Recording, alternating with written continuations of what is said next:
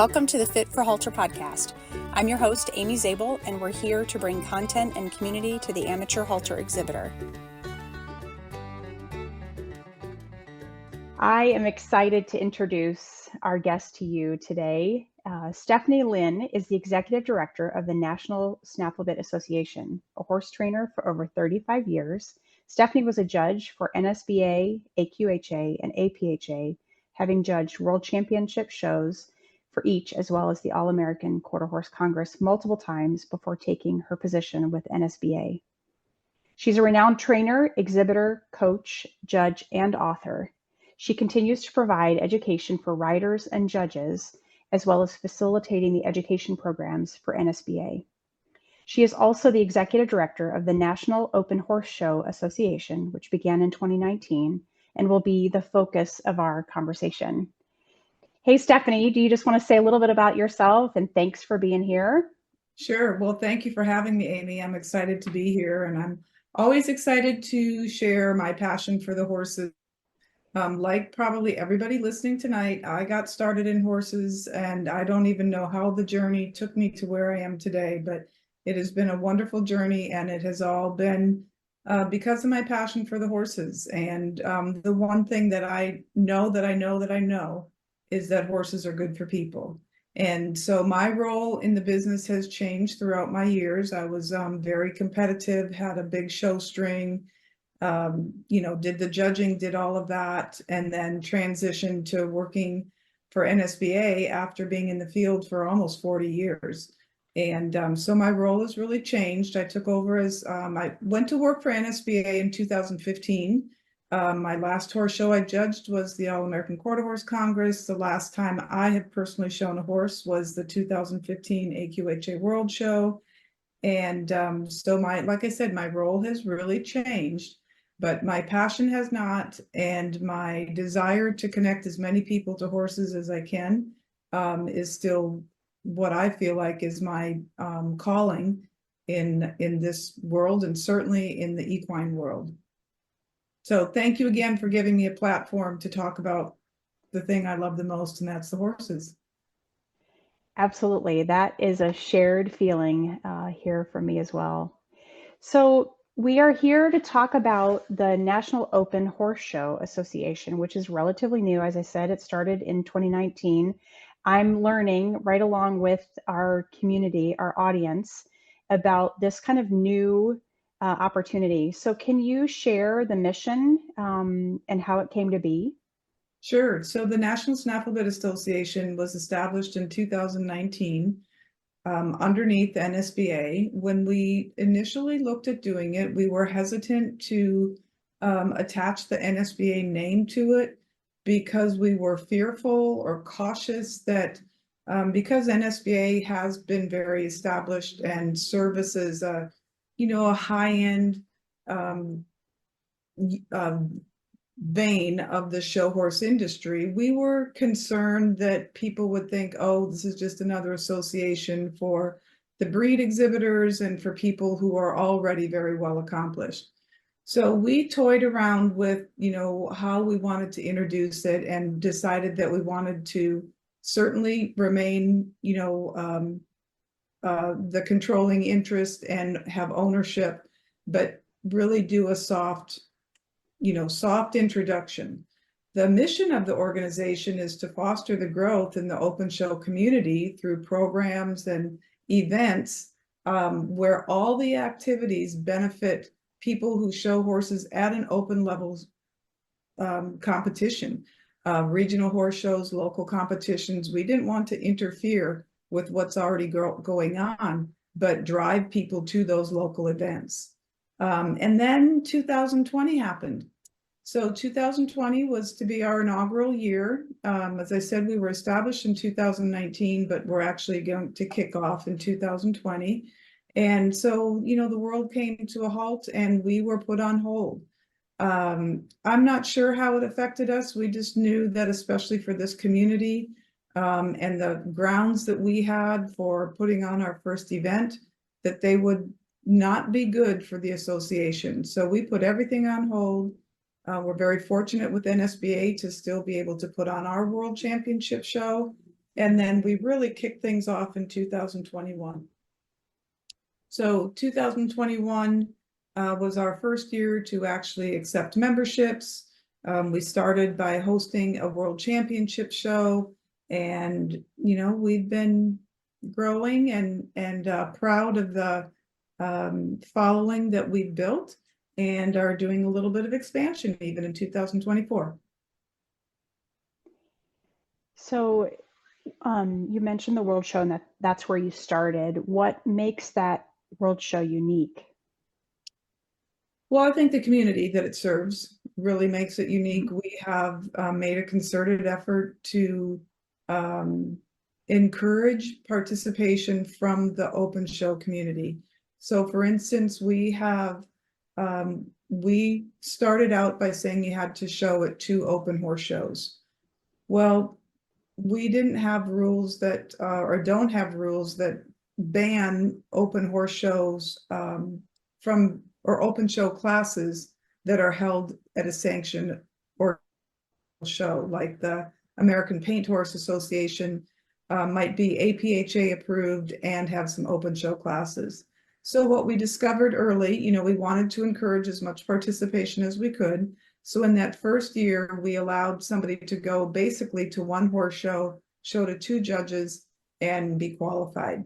And so in our second year, we tightened that up. We started asking the exhibitors, requiring that for them to be qualified, they have to exhibit in 3 open horse show events.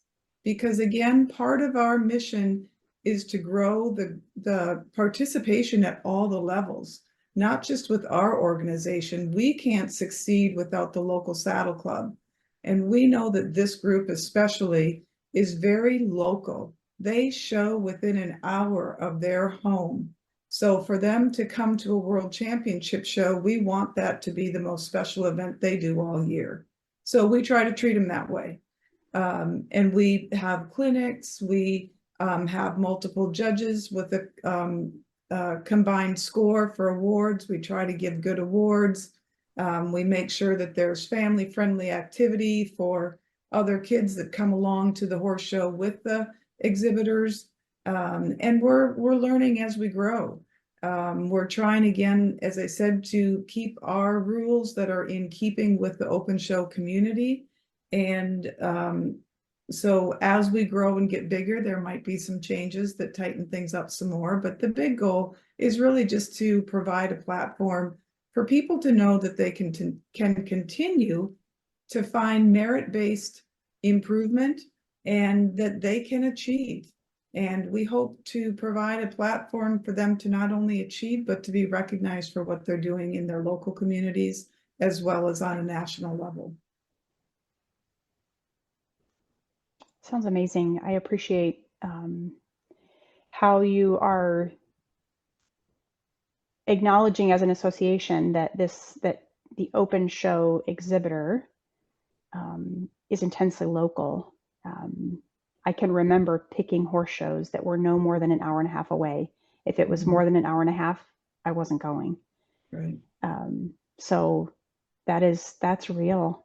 Can you mentioned a couple of transitions, or over time, the qualifications for the World Show have evolved. Can you just remind me, what does it take to be qualified to attend the World Show in 2024?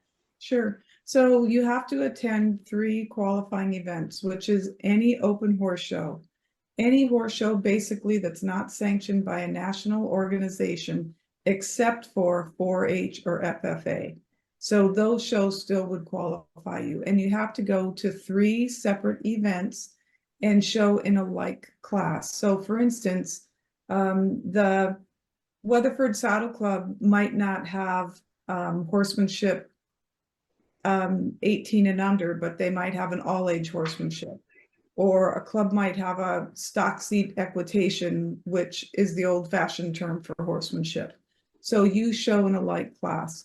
Once you qualify in at least one class by showing 3 times in that class at 3 different events, then you can enter in multiple classes with an additional fee.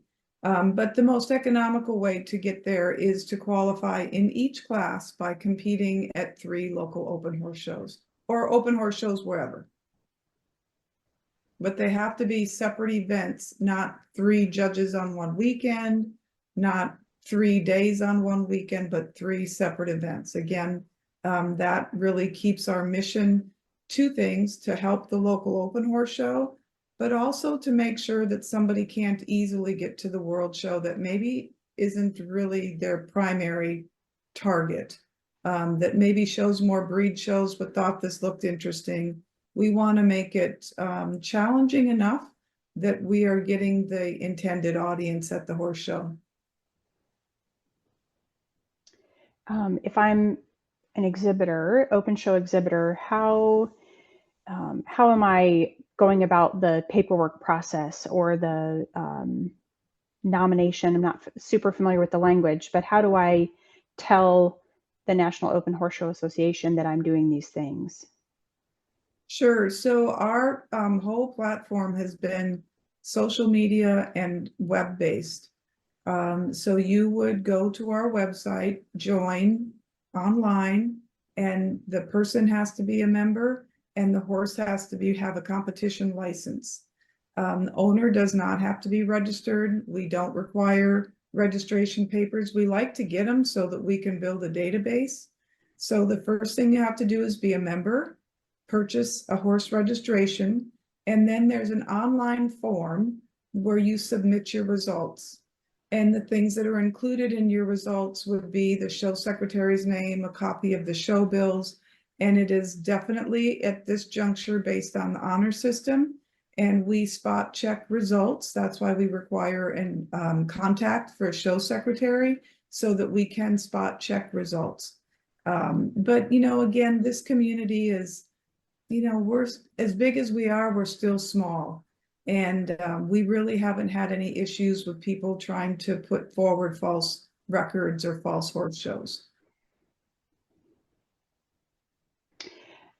I'm pretty sure I know the answer to this, but I think it's something that we talked about in an earlier conversation. How this association, the National Open Horse Show Association, meets a need or fills a gap between breed shows and open shows. Can you talk a little bit more about that? Sure, and it's, I think, a really integral part to why we started the organization. All of the breed organizations have always been had the king. They were always what we aspired to be. Whatever your breed was, that was who led. And what we've found is that as the industry has consolidated, as people are exposed less and less to agriculture through their grandparents and through their families or schools, that there's less opportunity and fewer people are being introduced to the horses. So what we found is that all of the breeds, their mission is to grow and support their breed and maintain their breed integrity. The National Snaffle Association's mission is to grow the show horse community. So we want to make sure, number one, that people have an opportunity to get to a horse show, but even before that, that they have an opportunity to touch and feel a horse, right? So with the horse shows, our mission is to get everybody on a horse and to a horse show, whether you're riding a quarter horse, a paint, a pinto, an Arab, whatever it might be. So this really fit with our mission in that we can encourage horse showing at every level, and we can then partner with our breed affiliates to encourage registration, transfer, membership with the breed organization. So that's, to me, one of the needs it fills. We have really, kind of step back, seen a consolidation in the industry, and the facility expenses, the staffing expenses, all those things have created a gap in that entry-level horse show with the breed organization. The saddle clubs, used to depend on volunteer help, and now the breeds really kind of don't allow it because the rules have gotten different. The expectation of the exhibitors has gotten bigger, meaning they want to have covered arenas, they want to have good footing, they want to have excellent stalls. You want to have paid staff for your back gate, to your ring steward, your announcer. All of that has just made for a more expensive horse show. And yet there still needs to be a place for people to get started. So this really fit with our mission. And we really work hard to bring the affiliates together and the group together. And so this was just a way for us to take a step back and try to encourage people at all levels. And again, to really let them know there's a pathway for them to achieve more, whether it's just by being the best you can be in your local area, clinics, lessons. We hope to provide basically a lesson givers directory. We haven't gotten that done so far, but we will. So all of those things that people are looking for in order to continue to climb the ladder and become better horsemen, we're hoping to do in a open market that welcomes every breed. I love the evidence of the synergy that this association is capitalizing on between, like you mentioned, the affiliates, the breed associations, the NSBA. I think it takes what many of us know in our day jobs regarding organizations and businesses and brings that to an industry that there has such a tremendous heart connection for us. I appreciate that in hearing the strategy that's in place. So when you think about the horse industry as a whole, what would you say is the greatest need or the greatest couple of needs in the horse industry overall? Well, I think, as I mentioned, getting people to have an opportunity to touch and be introduced to a horse. We just are lacking it. We don't provide it in our schools any longer. We don't have egg days. We're just becoming more urban. And so I really believe that providing opportunities for people to be introduced to a horse is lacking. We used to have more state fairs, and we used to, as exhibitors, we used to go to them. Now we don't want to because it's a hassle, and the rules are very strict, the grounds aren't good, there's too many people. All the very reasons that we should go, we stay away from them. So I think that's a major threat. And then I think, again, just the cost. The cost is so high that if we as an industry overprice ourselves and don't provide an opportunity for people to go that are normal, everyday working people, they have to have an opportunity to be introduced to the competition. And we're believers in the competition because we're believers in all of the lessons that you learn by being with the horse.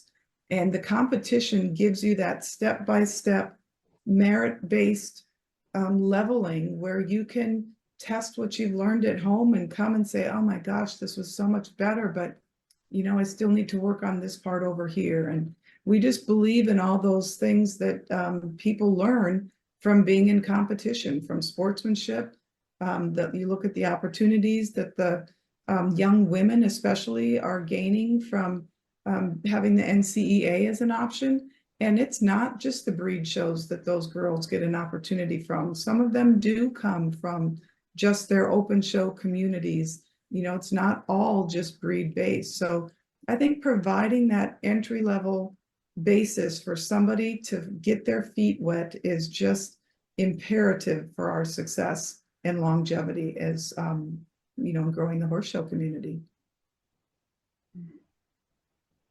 It's good stuff. So the Fit for Halter audience, we are halter loving folks. So at times we struggle, maybe not so much at the open show level, but perhaps, but I know I've experienced it firsthand at breed shows. We struggle to have enough exhibitors to obtain points. Sometimes we have to combine classes. Can you tell us a little bit about the halter classes that are offered at the World Show? Sure. We offer a very small group of halter classes. We offer what we call equestrians with disability halter. And then halter for mares and geldings, 18 and under and 19 and over. So our participation in 2022 was actually more than it was in 2023. And I think some of it is the same thing we see at the breed shows, the perception that Amy has a better horse than mine. So I'm not going to show because I don't have a chance. So I think that a couple things can help myself, and this is a little bit of my opinion. But I think that sometimes we don't show up. That if you want to have the class, that sometimes you have to show up. You have to get to the horse show and then you have to actually enter and go in the class and participate.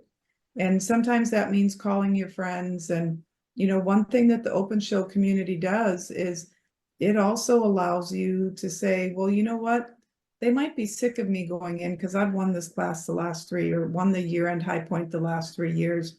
I wonder if, you know, little Joe over here, who's a, you know, 13-year-old kid and kind of hanging out, wishing he had a horse, wouldn't maybe like to show my horse instead.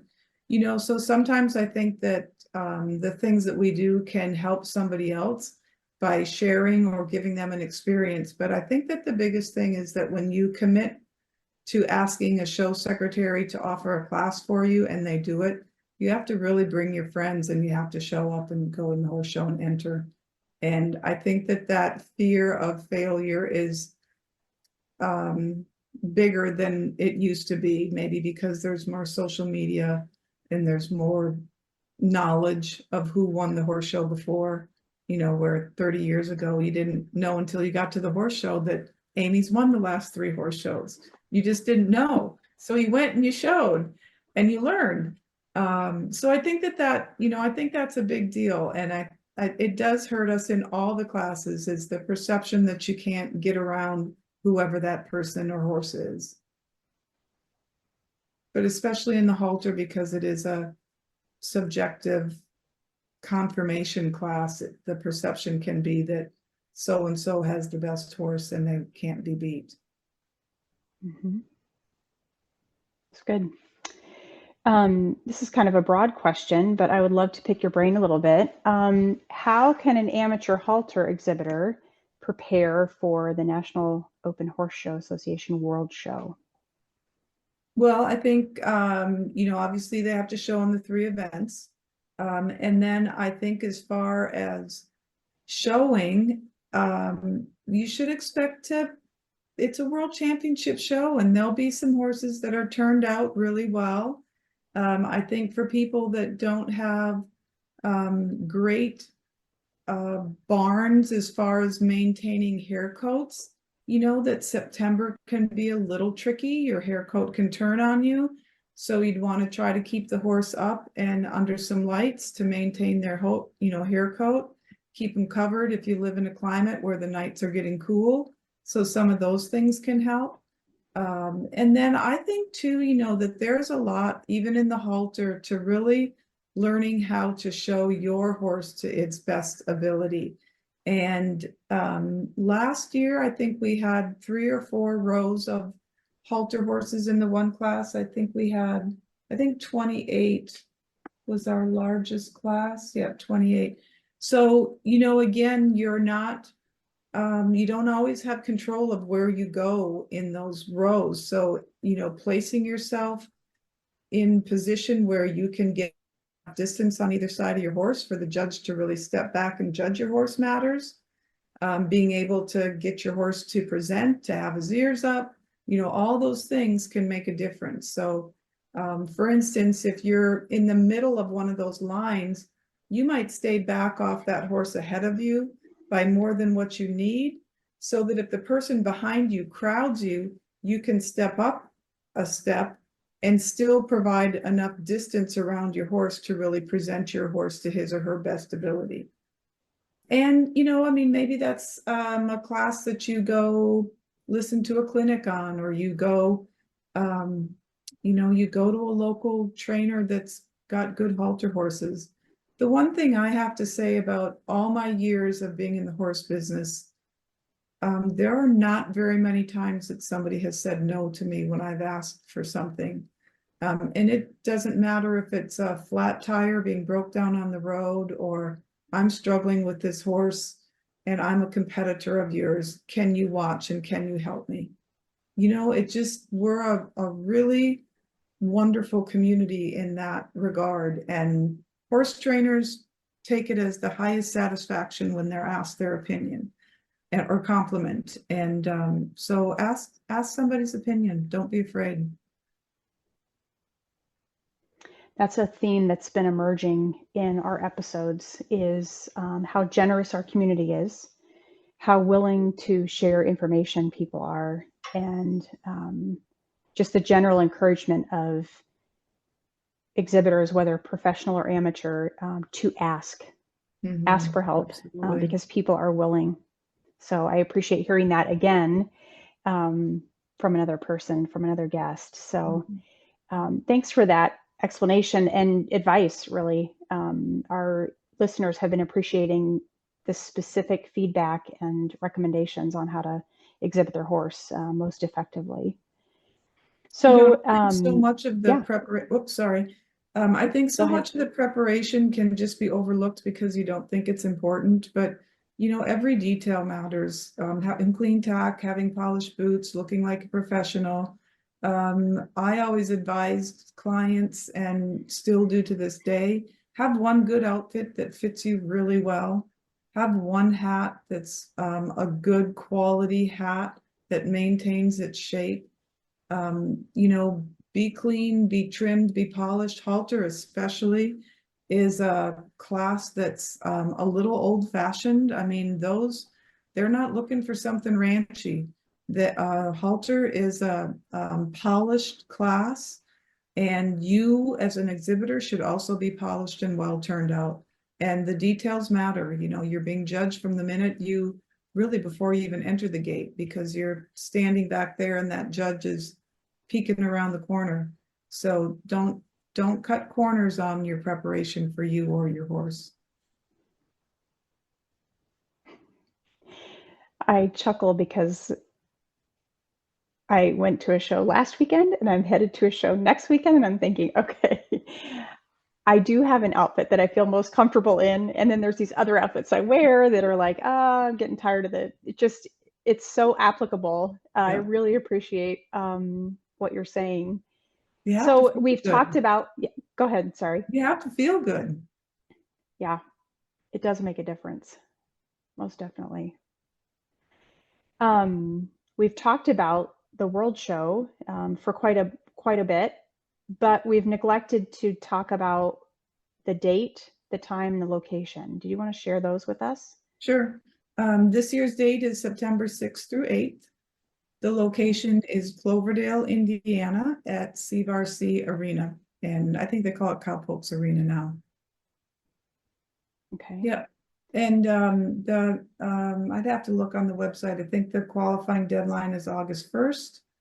And but all the information is available at NOHSA.net. Okay. NOHSA.net. Correct. For all the details. Okay. And then there's a Facebook page as well. Yes, ma'am. Instagram. Yes. Okay. Good. All right. So, how does the National Open Horse Show Association plan to grow its audience and attendance? So a couple things that are, again, important to us as we grow and get established. We would like to do more to recognize people on a regional basis.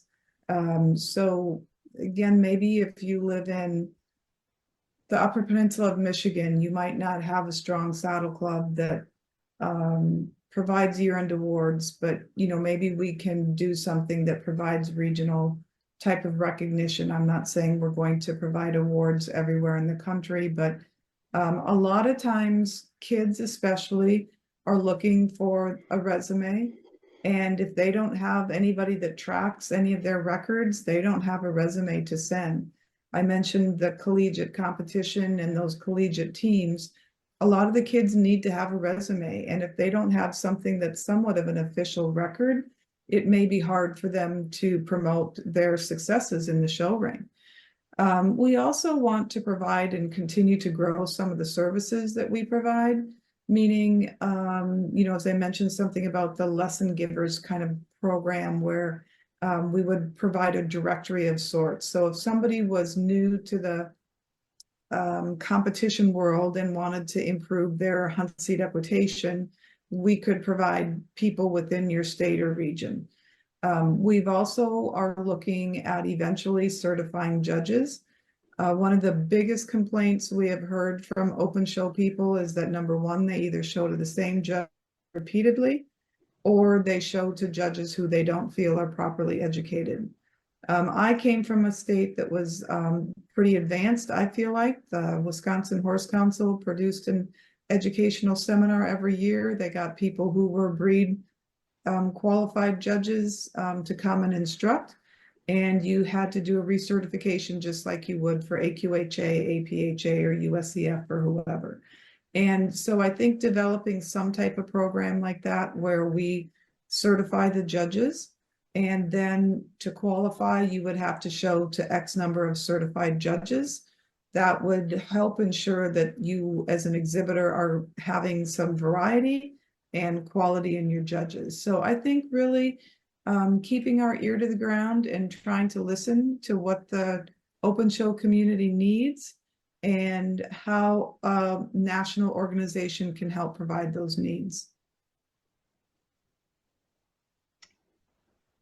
Is there anything else that you've heard from open show exhibitors? You mentioned the desire for a shift in the judging or judges. Is there anything else that you heard from exhibitors that you've tried to address through the World Show or through the association as a whole? Sure. I think that they're like anybody else. They want to feel welcome. They want to feel like they belong. They want to feel special when they get to a big horse show. And they want to be heard. If they have a complaint or if they have a suggestion or, whatever the case might be, they want to be heard. And I hope that we can provide that platform for them and be a model that other shows can use to draw excitement and interest and follow a set of rules. That's one thing that I think we find sometimes is that because it's a volunteer organization, nobody wants to hurt anybody's feelings. Sometimes exceptions are made when our stance has always been that, the rules are the same for everybody and everybody should be treated by the same rule. And I think that that can be more difficult with the smaller clubs where, everybody knows everybody and they, like I said, it's all volunteer based. So if we can help with some of those to clarify things and provide a set of guidelines, I think that that also is something that can help organizations. And, we're all about plagiarism. If you find something in our rules that you think works for our club, by all means, take it, use it, test it, tell us how it worked or didn't work for you. But I think the more we can be aligned, the better it is for the whole industry. Would there ever come a time where your association would provide training for open show groups, leaders, ring stewards, any kind of integral individuals who put on horse shows? Do you ever see that happening? Well, I think that all of those things are awesome and available in some capacity. And that's one thing we've looked at was starting with the judges, just because that's our most advanced program. That, how do we share that? The web and all the web-based platforms are great and awful at the same time, right? Because we know there's no better way to learn than to learn by taking somebody by their arm and saying, hey, come with me. You mentioned mentoring earlier when we were talking. We know that that's the best way to teach. And yet the web has really allowed us a way to share a vast amount of information with the broader group. So I would say yes, it would probably be in partnership with the organizations we already work with, meaning APHA's Horse IQ does a terrific job. They're really a user-friendly platform. I think having those kind of in-person sessions has become difficult, and yet they're really, like I said, they're the best way for people to get the education. So, if we can look at providing other things, whether it's through the existing equine fairs and expos at our own horse show, as we grow and we have some regional horse shows, would we be able to bring things there? I sure hope we can. We're definitely an education-based organization and believe in educating and sharing our knowledge. That's the best way to grow any sport or organization, is, in my opinion, to try to teach it. And I believe that we have a very like-minded board and like-minded staff. It's exciting.